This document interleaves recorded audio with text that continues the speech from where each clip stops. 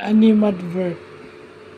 So, animadvert. Ito raw yung pagko-comment ng ito yung to comment unfavorably and critically. So, yung mga social media posts, dyan pumapasok yung animadvert, no?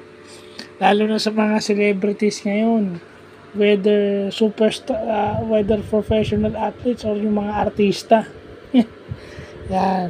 So, meron palang specific word dyan, word for the day, yung animadvert.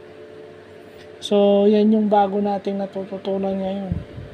Pwede nating ilagay yan, no? Kahit yung sa Batang Quiapo, may mga unfavorable comments, unfavorable critical comments na minsan wala sa lugar. So, animadvert.